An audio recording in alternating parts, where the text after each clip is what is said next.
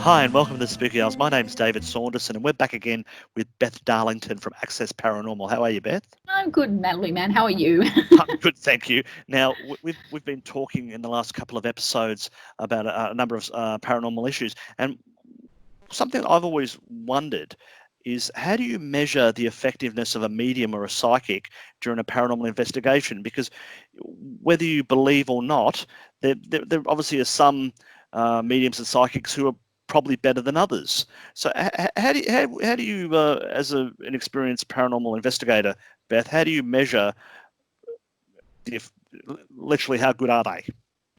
Wow, it's like mediumship is very individual to each mediumship from the ones that I have worked with in the past, and there's only very few.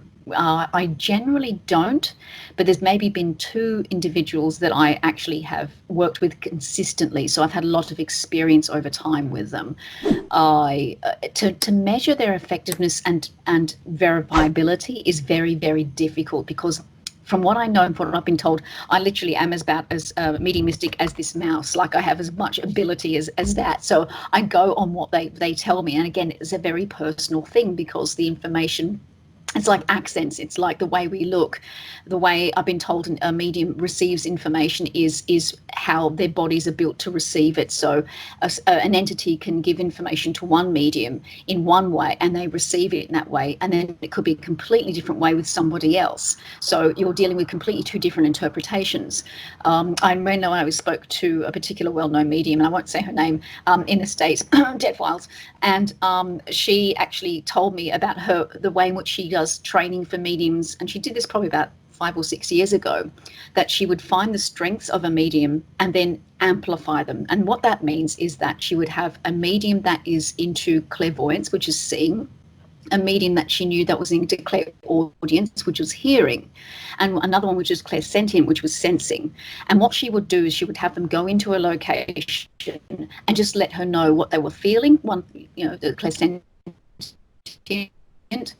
come out, will go in, and what she would see, clairaudient, also clairaudient with hearing, they would write down what they had. So she would literally have all senses covered from a mediumistic perspective of that particular location. And I thought that was very clever because you're using the strengths of particular people, because it's not a one size fits all. Some mediums can get dates, and times and names are actually quite difficult. And I don't really know why. I'm not sure if it's something with the spiritual world where their information isn't the same as what we would want to have it here, and they just have to do it in symbolization. But when you're doing investigating, you want dates, you want times, you want names, you want, I want to know what underwear color that guy was having at the time when he shot them. I want to know everything. And often it's such a challenge for mediums to get that information like that. It's not like asking, like for me and you talking. It's a process, and it's an allowance process. Whatever is going to come through, if you ask, is going to come through. So you really are up against it.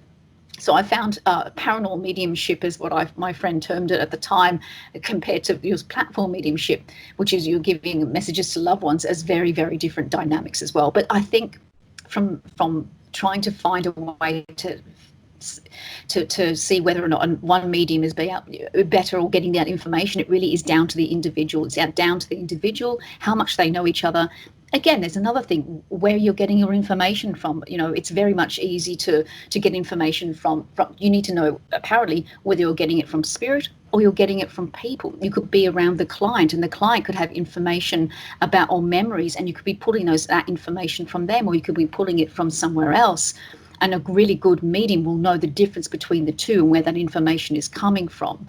So it's understanding that, and I mean, getting it from the person isn't a bad idea either, because sometimes you can get extra information that they may not want to say. But then again, apparently there's laws of privacy of some sort. Again, I don't know. I get a mouse like a psychic has, but it's not as black and white as we think it is on this plane, particularly when you're dealing with paranormal cases. It's very grey, because it's a lot of time it's unpleasant as well. That's the other big key. Yeah, no, I just wonder, because I mean, with something like an EVP or some kind of meter, you can calibrate these things. You can measure it against all the things you do with that. It's stuff, that kind of technical stuff. I just wondered how you can't really calibrate a person. And that's why I just wondered, how would you measure that kind of thing? And I think it's a lot to do with trust as well, knowing the person, talking to them over a period of time and understanding how they operate. And I suppose you just have to see the results after a while, don't you? You do, you do. It is literally the results, but also that medium learning as they go. They'll get used to being in those environments. It's, often it can be, uncomfortable. There was a series I was a part of, and I co-hosted where it was called Badlands, and we were investigating well-known murder cases in the New South Wales area. And the medium I was working with, some of the things that she was describing can be quite intense, but it's, you're asking for spirit entities to give you this information, and you have to be ready to see it, smell it, feel it, whichever way, which is your strength. So I think that can also be something that can be quite intense for an individual if they're not used to that as well. Yeah, so it's not, you wouldn't expect just someone who's may have mediumistic abilities. You just can't chuck them directly into a investigation because they'll heal stuff, but they might not be ready for it yet. Especially when some of the places we are, you said there was Badlands, but the places that you're investigating in here in Britain, they're not great places, because that's where you want the full emotion, don't you? That's it. It's often the most tragic places, is that you're going to find a spirit or an unrestful soul of some sort, and if you want someone to go through and tell you what they're sensing, and it can be quite. It's not a movie you can walk away from because you just asked to see it.